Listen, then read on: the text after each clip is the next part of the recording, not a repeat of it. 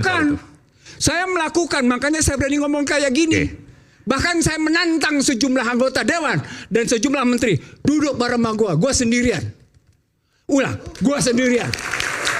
Ayo, mari kita bertarung konsep. Apa yang bisa Anda sampaikan ketika kembali ke Undang-Undang 45, maka Presiden tidak dengan sangat mudah bisa dilengsarkan oleh DPR, Parlemen? Tergantung bagaimana sesungguhnya persyaratan yang kita buat dalam merujuk apa yang disebut dengan pertanggungjawaban pada peran MPR. Itu dibikin susun sedemikian rupa tentang bagaimana kita memperbaiki peranan MPR dan peranan DPR. Oke. Baik, itu kata kunci. Oke, baik. Satu lagi, yang kedua, paling penting sebentar. Sepanjang presidennya dalam model pasal 6 ayat 2 yang dihubungkan dengan pasal 4 bahwa dia adalah pemegang kekuasaan tertinggi dalam menjalankan pemerintahan, dia cuma menjadi orang kaki tangan oligarki ekonomi. Fakta. Dan itu terjadi sekarang. Terjadi. Harus diakui. Kalimatnya siapa? Kalimat Ahok. Jokowi Dodo tidak bisa menjadi presiden tanpa dukungan para pengembang. Pengembang? Oh iya. Omongan Ahok. Jelas. Apa kalimat Aguan? Apa kalimat Aguan? Kami harus menyelamatkan muka presiden. Hei. Ayo. Ayo. Ayo kita bilang. Dan menurut Anda itu adalah kerusakan. Anda bisa jelaskan bagaimana kerusakan ketika presiden dikuasai oleh oligarki? Gampang sekali. Kalimat intelektualnya adalah financialization. Yang kaya makin kaya, yang miskin makin miskin. Gampang.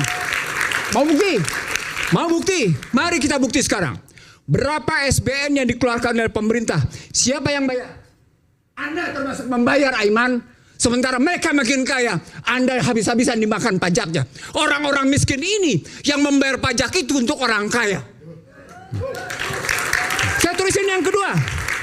Saya tulisin yang kedua. Dan Anda tidak bisa bantah. Karena saya bicara dengan data.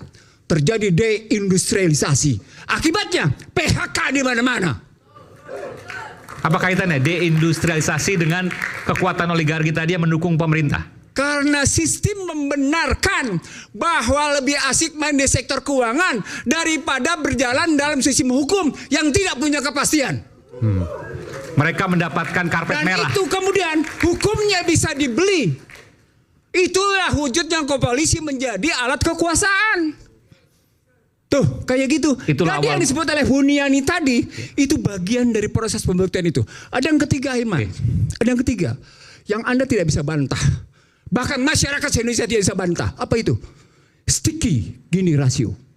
Apa itu sticky Gini ratio? Susah nurunin Gini ratio. Kesenjangannya tinggi. Tinggi. Nggak bisa dibantah. Angka bicara. BPS bilang 0,382.